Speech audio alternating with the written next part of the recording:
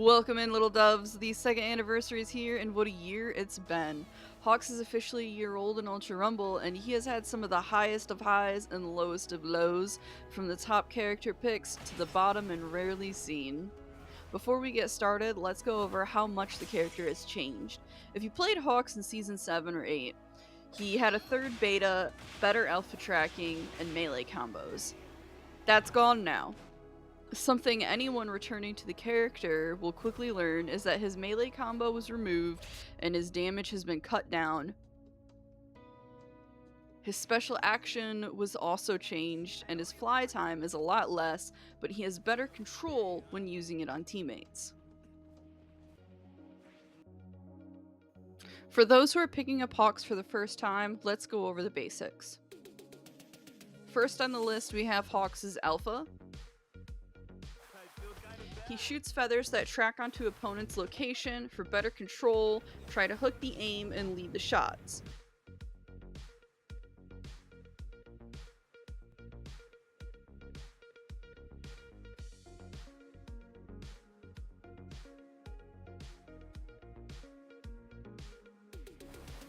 The Alpha can also be fired during his special action. Aiming down with the Alpha will fire them in a straight, direct path at a faster speed, but they don't track towards the target.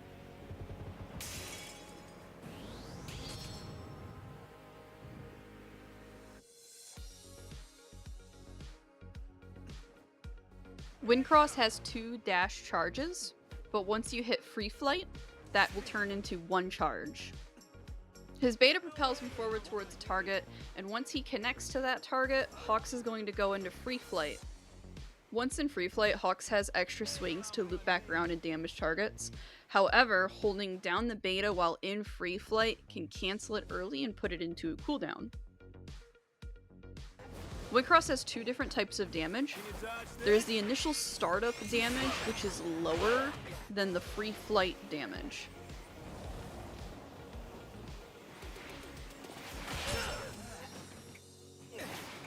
Beta tuning can push these numbers up. However, an opponent's tuning can also make these numbers lower. So if they have Sisterly or any kind of beta damage resist, he'll do less than what is expected.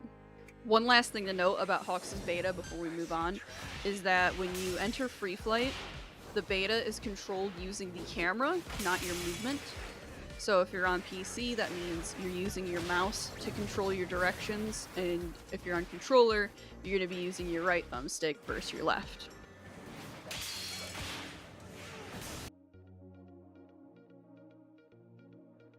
Hawks' Gamma skill shoots a cluster of feathers that mark targets in an area around them. If there is a line of targets, the Gamma will travel past and mark multiple opponents in a line. And marked targets can and will appear on the minimap. It's important to note that the perception effect that is applied to the opponents will only last for about 10 seconds. His Gamma can also mark past walls. This skill has 2 ways of firing. One, you can tap the trigger. Hawks will stay still and shoot feathers out forward in front of him. But holding Gamma will shoot them faster, add recoil, and push Hawks backwards. Leveling Stormwings will increase the perception area of effect, along with giving an additional ammo charge.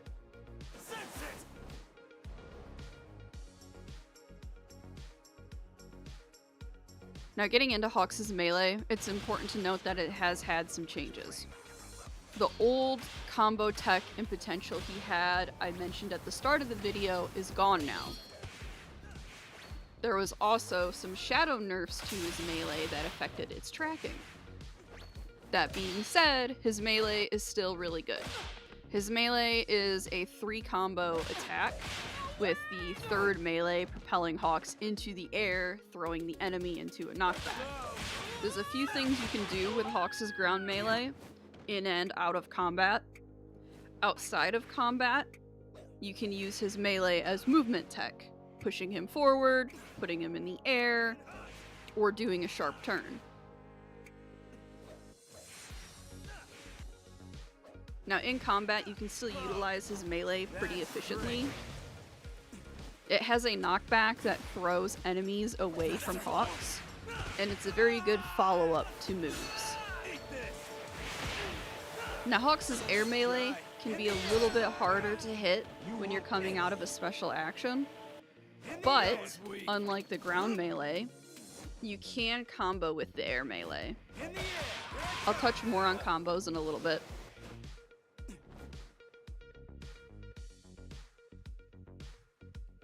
Finally, we have Hawks' special action. Using the special action on an ally will allow Hawks to lift them into the sky. Hawks can hover in place or transport them.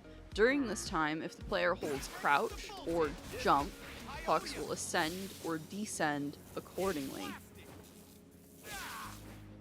Now, if Hawks isn't using his special action on teammates, he can use it on himself to fly around.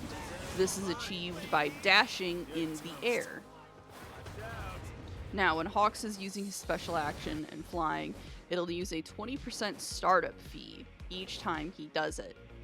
It is highly recommend you monitor your special action and melee out of it to propel yourself forward. Sharp as knives. Take to the sky. Finally free, huh?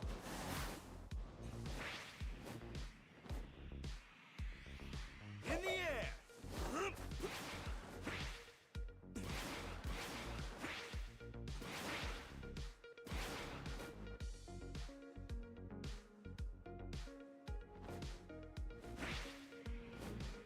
Sharp as knives.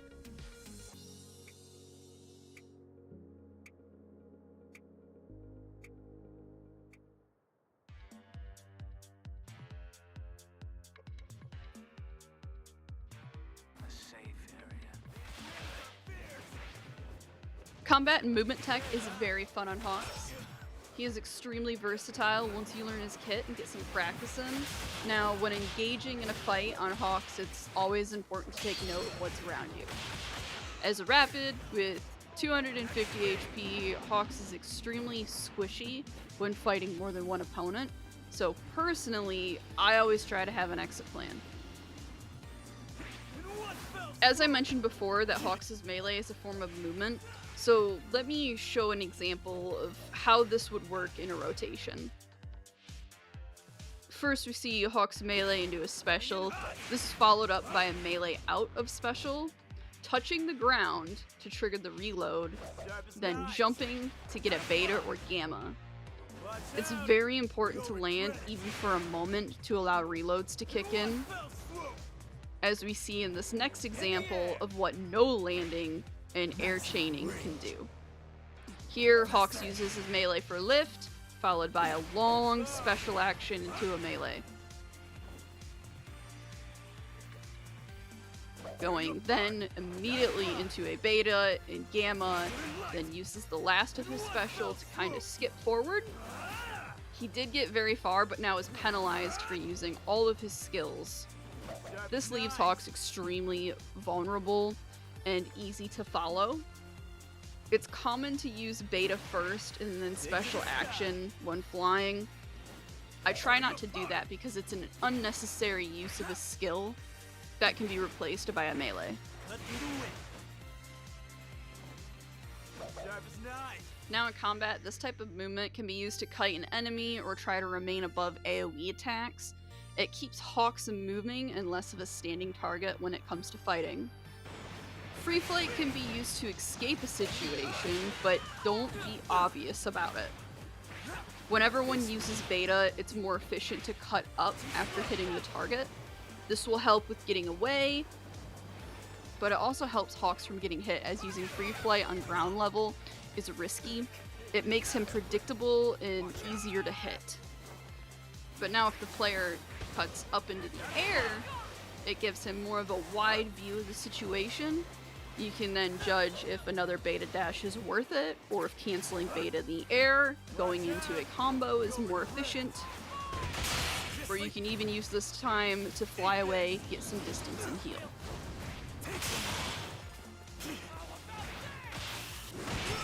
Something to keep in mind that during combat, if Hawks downs a target, He can use that to easily kickstart his beta. This is more useful in team fights, as in a 1v1 situation, you should be finishing for a GP or using an alpha to take out the target. Level up. Now don't be afraid to waste your gamma charge. Yes, the gamma can do damage, but sometimes using it as an AoE to view targets on the other side of a wall is more important. It's harder for an opponent to hide and heal, as Hawks can see these actions and push accordingly, or take his own time to heal. Knowing when to keep engaged in combat versus pulling out is extremely important. Not long ago I mentioned exit plans. Hawks is at a disadvantage in buildings. His beta is hard to use because he gets snagged on walls. Inside a building, Hawks will want to try to push the opponent out or use more of his alpha and gamma. In some instances, you can break things and make an exit before or during combat. An example of this is on USJ. As Hawks, I usually shoot the roofs off of Typhoon and Fire Zone. This is so it's easier to fly and have room to fight in the air.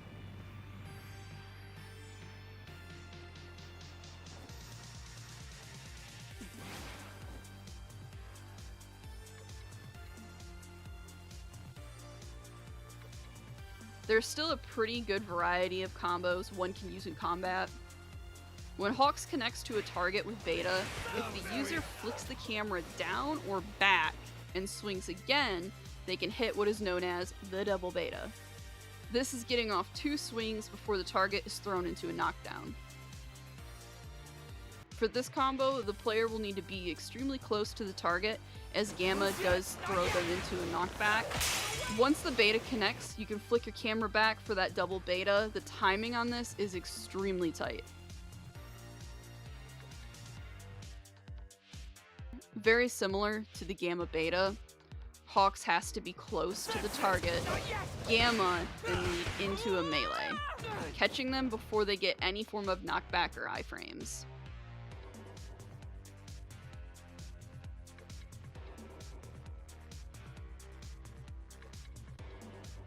Rapidly rush into an enemy with special action, just before the opponent melee out and into a beta. This move is a little risky if the opponent is facing Hawks, so it's best to come at this from the side.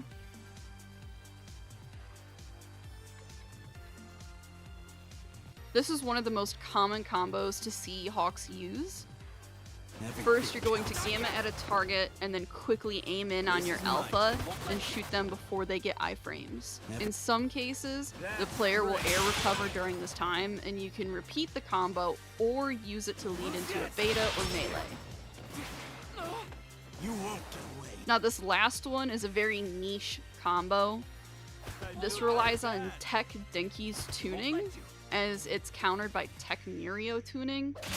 The opponent needs to be in guard break range as well, as Hawks is going to be going for a melee, and once the tuning is triggered, immediately beta.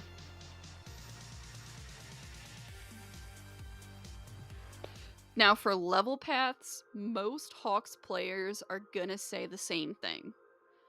Beta 9, Alpha 4, Gamma 4. Or Beta 9, Alpha 9, Gamma 1. Now, my personal level path is a bit different.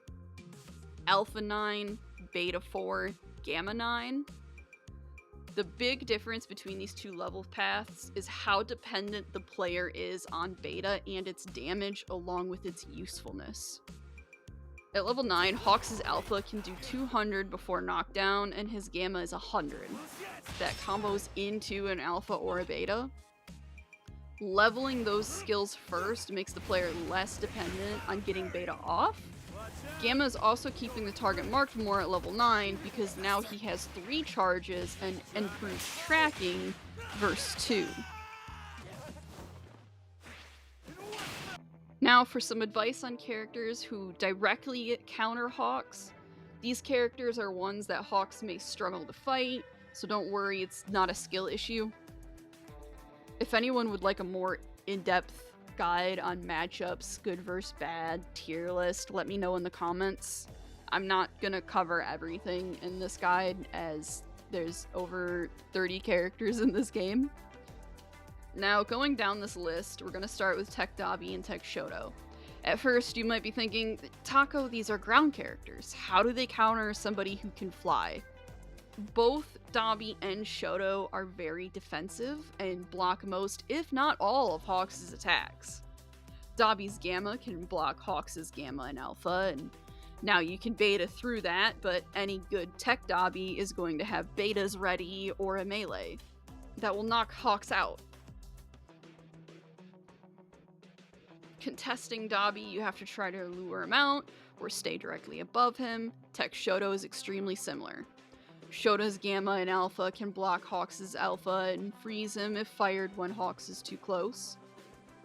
Shoto's Ice Pillars are extremely large and they're hard to get around. You can't roll out of the explosions when you're flying. But I will say the brothers aren't unkillable. Keeping them marked with Gamma so they can't slip away and knowing where they are and when to push and when not to push is very important. Open spaces is best when fighting them, and trying to stay out of buildings is extremely important. I cannot stress enough how important it is. Do not follow Tech Dabi or Shoto into a building. There is a 99% chance you will die.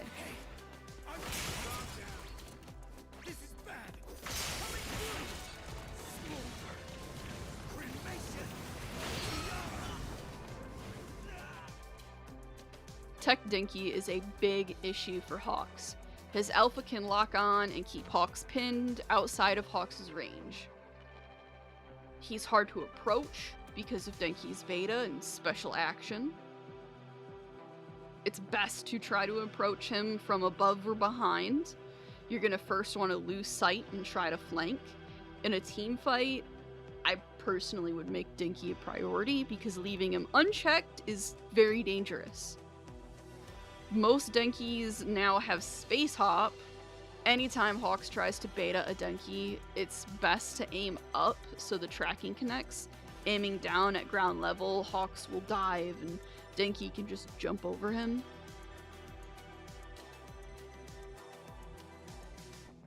Tech Mirio has a very easy time predicting all of Hawks' attacks. His beta makes it hard to approach.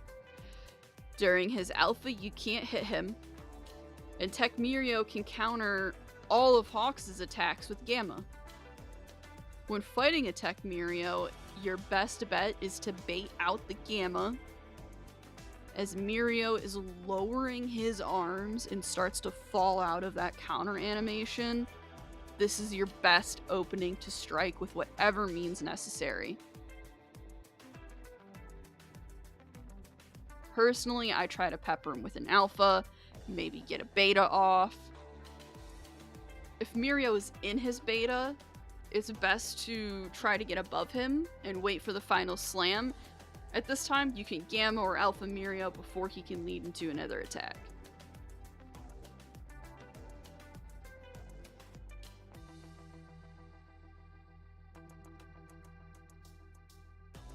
Shinso, Aizawa, and Tamaki. All of these characters are grapple characters. They can rip Hawks out of the sky and pull them into a number of combo or team attacks. Try to play at range. These three have good melee combos and skills that can easily knock Hawks out of his beta and special action. In fact, Shinso can brainwash Hawks into simply flying in circles until hit. These three are not impossible to fight, but it is an uphill battle. I honestly recommend trying to fight them in a team versus alone, but I know some of you play solos, so that's not always an option. Now, over the course of the video, I've mentioned a few different tunings, so I'm going to take this time to showcase some of the best builds on Hawks. To start, I'm actually going to go over budget builds first, because not everyone is able to get a 3-star outfit.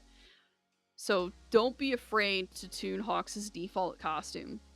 You're not really wasting much in materials, as leveling a default is much less expensive than leveling a 3-star outfit. Hawks' basic hero outfit, in my opinion, is a decent fixer build. The left side has red slots for damage, so you're boosting those, as Fixer doesn't require a startup, nor is it on any kind of timer. It's just a passive boost to all sub-slots under it. On the right side, because the hero outfit can only go up to level 4, you don't want a timed base tuning, as it would end near the start of the match anyways. So Revenge Support gives a passive healing when Hawks' guard breaks. Now, you could try to run Tech Mirio's tuning in place of Fixer, but at such low levels, it'll only last for about 2 seconds. That's enough to break somebody's combo when they're attacking you, but that's about it. Hawks' default Heat is a very good damage build on a budget. Once again, you're going to want something like Revenge Support, and for the strike slot, Tamaki is a decent pick, as it boosts all the ability cards during a game. Or you can run Endeavor's tuning for a hard-hitting plus ultra. The downside of Endeavor's tuning is that it cuts the plus ultra time down a lot. The last budget build I'm going to cover is default Villain Hawks. Embrittlement and HP Sucker will allow Hawks to do a little more damage and take advantage of his melees. HP Sucker is going to heal per down. Not a lot, but enough to help with surviving. The build also has a good amount of assault slots and strike slots. This means he can take a hit or two while dishing out some damage. All 3 of these builds can keep up with a 3-star outfit damage-wise. Budget builds, in my opinion, are smart to have on not only Hawks, but every character, as it makes a difference in defense, damage, reload, and HP. A budget build will rely more on the sub-tuning than the special tuning, but they are a good way to judge on how you would build a character in the future. Now, Hawks has a lot of 3-star tunings. I'm not going to go over everything, but I will go over what I consider to be his top 5 builds. Going down his costume list, first we have Parallel Worlds. Default Parallel is very good, and before Sisterly was nerfed and Hawks' melee was nerfed, this was one of his top builds. Sisterly GP Sucker is very common to have on this, but you can also run Space Hop or Mount Lady or anything else. Soon we'll have Young All for One, which will make Embrittlement a possibility to use on this build. Parallel is filled with red slots, allowing Hawks to stack his beta damage or damage on any skill. Now you can swap GP Sucker for Card Dupe to get levels fast. I've run both, and it works very well. Next is Wind General, and in my opinion has some of the best tuning options. Default Wind General is what I like to call Support Hawks. Warp Heal and High Speed will allow Hawks to support his team at any time during a fight. The sub-slots on this build help with reload and give a small boost to defense. For someone who prefers to be in the back and maybe have a more relaxed playstyle, I recommend this. Now, you might not be getting many KOs with this build, but you will thrive in assist. Wind General Fancy was the Hawks build to have pre-tuning nerfs. Sisterly and Embrittlement with Assault, Tech, and Support slots, this was the Assault Bird. The lack of strike sub-tuning was made up for with Embrittlement procs. If you like an aggressive playstyle and enjoy Hawks' melee, this is probably the build for you. Even post-tuning nerfs, it's still really good. It just requires the player to keep an eye on their Sisterly procs, as it does have a cooldown. Using the Sisterly timer is a very good way to judge when to stay in or maybe pull out of combat. The timer on Sisterly is very close to the timer on Embrittlement, so it'll give you an idea of when Embrittlement might wear off your target. Strike Hawks. Wind General Heat. This build lacks defense, but makes up for it in a lot of damage.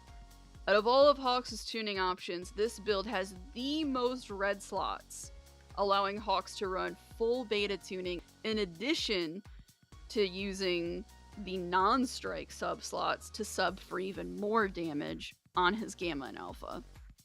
GP Sucker will keep Revenge Strike active, assuming you can chain downs, Or you can run card dupe for quick levels for that max damage. Now, the Strike Hawk's build is a glass cannon, with longer reloads when focusing it all on damage, so it's best to focus one target at a time. Now, just to throw some numbers at you, at level 9, Hawks usually does 125 per beta with no tuning. This build, if focused beta, can do 140 to 160 on average. You can push that number even higher if you have a strike team, strike cards, maybe somebody procs embrittlement. Maybe they proc embrittlement and you have a Shigaraki who uses his special action. Those things can stack. Now you can do up to 200 a swing. Finally, this last build is my personal favorite, Cyber Villain Hawks, which I've kind of started to call the Tech Hawks build. Key things to take away from this is the amount of purple slots. Crushing PU will allow Hawks to get plus ultra every 3 to 4 KOs, and GP Sucker gives him extra survivability to stay in combat. You can maximize your reload on any skill, depending on what you want to focus, is completely dependent on personal preference. Gamma and Beta have the longest cooldowns, so I try to focus those. Now, when you're tuning Hawks, it's very important to take into consideration on what he struggles with and what he benefits from. Everyone plays differently.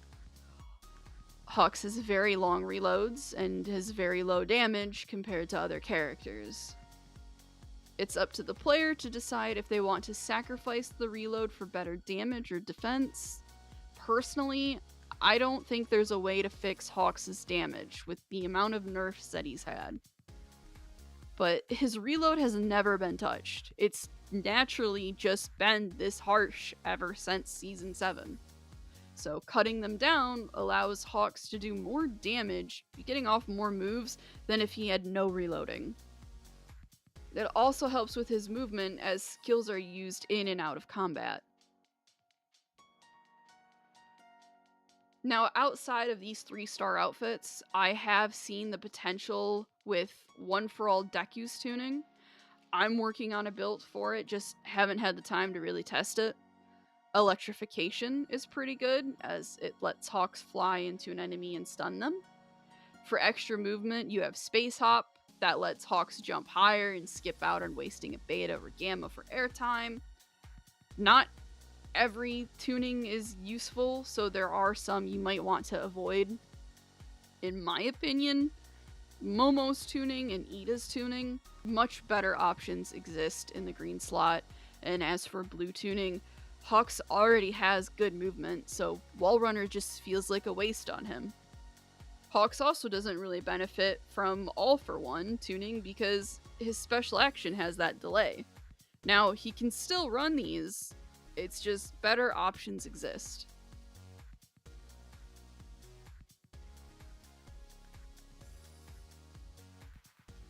Now, Rapid Hawks is a fun and unique character.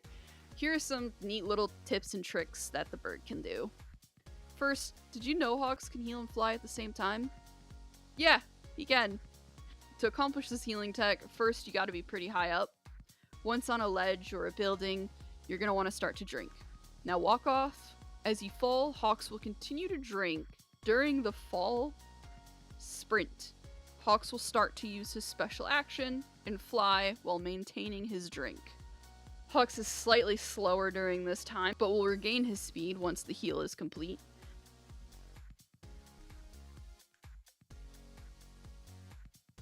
Recently, they changed how characters act in the air. We know that using Hawks' Gamma gives him recoil, but he has more directional control over it now. On the surface, this doesn't seem like much, but in a tight situation, this can be used to push back and land into a tree or behind cover so you can heal. Compared to other characters, Hawks has an easy time landing in trees due to his naturally high jump. Very briefly at the start of a game, specifically when the countdown timer is happening, Hawks' special action will be frozen and give him a few extra seconds of fly time. It does show that it takes that startup cost, but it doesn't decrease until the match actually starts. Some quick beta tips. Hawks' beta tracking can be very weird. Just because you think it'll hit doesn't mean it will. Hawks has a much easier time connecting his beta on aerial opponents or when he is above them. Hawks' beta has a slightly further reach when doing this as well, as using beta at ground level, Hawks can snag on uneven landscape or even accidentally track to an unintended target. Now, Aizawa and Hawks, as mentioned before, is not a good matchup, but it's important to note that Aizawa's eraser doesn't affect Hawks' special action when he's in the air. It can knock Hawks out of his beta in free flight, but not his special action. If you made it this far, thank you so much for taking the time to listen to me out. This is my first ever character guide, so if you think I missed something or have questions, please throw your thoughts in the comments. I'll try to answer them to the best of my abilities, or I can make a follow-up video. October 8th is the release of Hawks' quirk set, Strike Hawks. I will have a guide to help spread your wings when the time comes, so follow for updates. And again, thank you for watching.